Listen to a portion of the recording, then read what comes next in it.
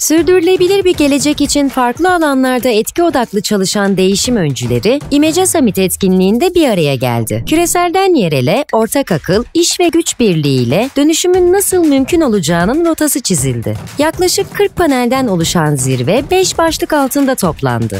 Etki yaratan liderlik başlığı altında gerçekleşen panellerde, liderliği yeni dünyanın ihtiyaçlarına göre nasıl dönüştürebileceğimizin yanıtı arandı. İşbirliği, kapsayıcılık, adalet, eşitlik gibi değerler sistemine yönelik liderlik anlayışına netlik getirilmeye çalışıldı. A liderliği oturumu, UC Berkeley Haas İşletme Fakültesi Sosyal Sektör Liderliği Merkezi, kıdemli üyesi Janeway Skiller'ın katılımı ve Harvard Business Review Türkiye Genel Yayın Yönetmeni Serdar Turan'ın moderatörlüğüyle gerçekleşti. Konuşmacılar farklı sektör ve şirketler arasında güçlü networkler oluşturmaya odaklanmanın herkesi geleceğe daha sağlam taşıyacağı konusunda hemfikirdi. Janeway Skiller, yeni dönemde çözüme götüren A ilkelerini sıraladı. So you can see the 4 principles are actually quite simple. They focus on mission before organization and emphasis on trust rather than control, emphasizing the norm of humility, both brand promotion and self-promotion, and finally seeking to build constellations rather than stars. Einstein is known for saying insanity is doing the same thing and expecting different results, right? And so if we want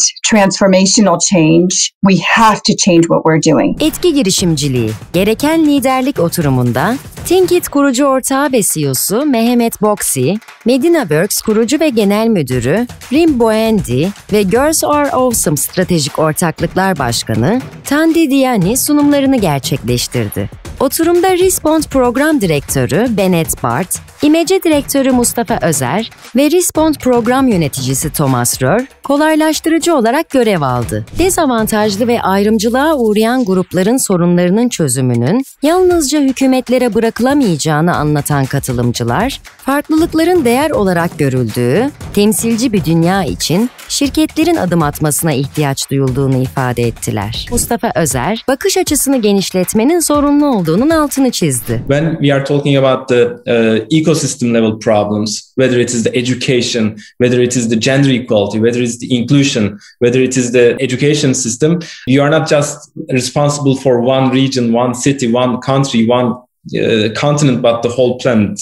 Because our business models, this is what we heard, can goes beyond the boundaries. Impact, in order to scale your impact, just start by changing your mindset. Be adaptable in your business model. Değişime içeriden liderlik etmek. Kurum içi girişimcilik ve kurumsal engeller paneli, Vestel Ventures Genel Müdürü Metin Salt, Covestro AG Kıdemli Kurumsal Strateji ve Portföy Geliştirme Müdürü Stephen Koh, FIBA Holding Sosyal Yatırım Projeleri Direktörü Yasemin Sırali'nin katılımı ve The League of Entrepreneurs kurucu ortağı Florencia Estrada'nın moderatörlüğüyle gerçekleşti. Kurum içi liderlik ve bağların öneminin konuşulduğu panelde girişimcilerin önündeki kurumsal engeller masaya yatırıldı. Metin Salt, kurumsal girişimcilik konusundaki dönüşümü vurguladı. Today, we encourage people to do so. We encourage people to go after their dreams. We give them sabbatical time off to try some of the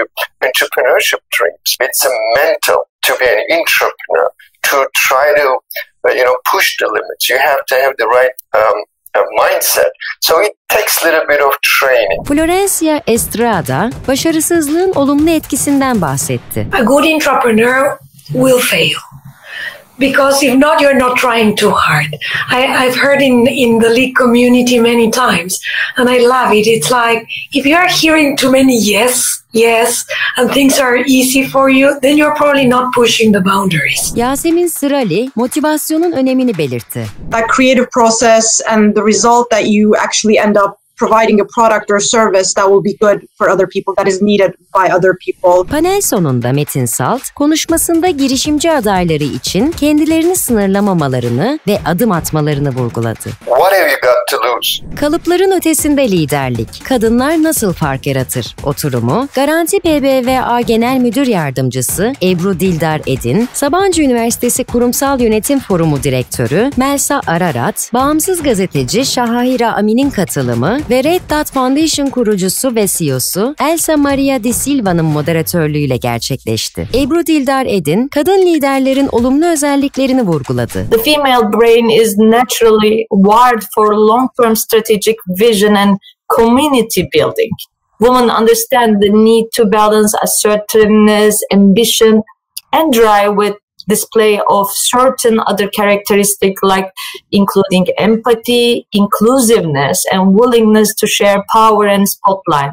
Diversity in leadership is a definitely necessity for business. Elsa Maria de Silva, iş dünyasında kadın sayısının artırılması gerektiğini sevdiği bir sözle pekiştirdi. If we are to better the future, we must disturb the present. And that's what Catherine Booth says. Nelsa Ararat, paylaşım, ortaklık ve işbirliğinin vurgusunu yaptı. Social purpose of gender equality is not to put individual women in positions of power and influence, but to mobilize collective action for a social change that the world badly needs. İklim için etki paneli, Now Partners kurucu ortağı ve global elçisi Marcello Palazzi'nin moderatörlüğünde, Exponential Roadmap Initiative kurucu ortağı ve direktörü Johan Falk, Global Challenge Vakfı kıdemli hukuk yöneticisi Maya Grof ve The Club of Rome eş başkanı Sandrine Dixon-Deklev'in katılımıyla gerçekleşti. Sandrine Dixon-Deklev, araştırma ve inovasyonun bir amaca yönelik olması gerektiğinin altını çizdi. I really believe we have to target people, planet, and prosperity together. And research and innovation needs to be the North Star for getting there. But the fact is, it needs to get there and not just think about profit motives. Johan Falk,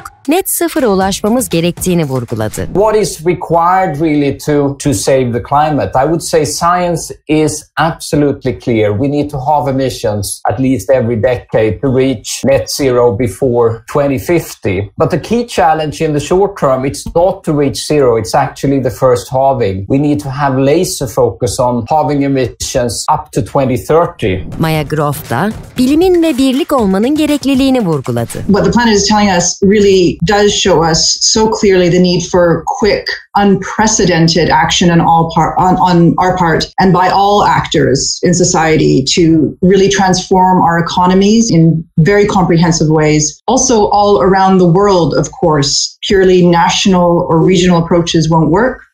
Which brings a parallel need to think and collaborate in totally new ways to achieve the requisite levels of impact. And this is one of the reasons why I've been helping to set up this Climate Governance Commission to take a global perspective. Marcello Palazzi, iklimin önemli ve üzerine yoğunlaşılması gereken bir konu olduğunun altını çizerek paneli sonlandırdı. Switch some of the money and the efforts from defense to climate. I think we can make a big difference. Stratejik Filantropi panel oturumu, etki yatırımcısı ve filantropist Antonis Schwarz, Özyeğin Sosyal Yatırımlar CEO'su Ayla Göksel ve King Khalid Foundation CEO'su Dr. Natasha M. Matik'in katılımı ve Rekind Ülke and Yeşilist kurucusu Ergem Şenyuva'nın moderatörlüğünde düzenlendi. Ayla Göksel, filantropinin toplum üzerine etkisinden bahsetti. We looked at a future in terms of how philanthropy is going to shape societies, and I think indeed society is going to shape philanthropy.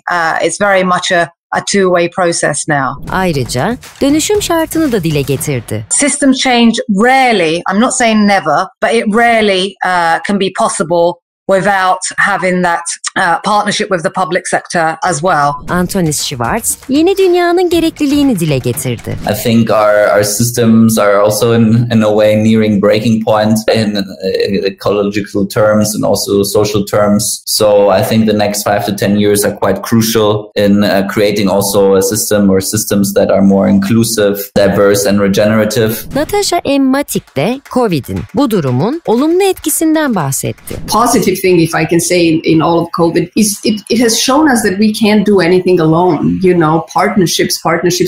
I know this is a totally overused word, especially now, but I can't even believe that we still don't have partnerships in the philanthropic sector as much as we should.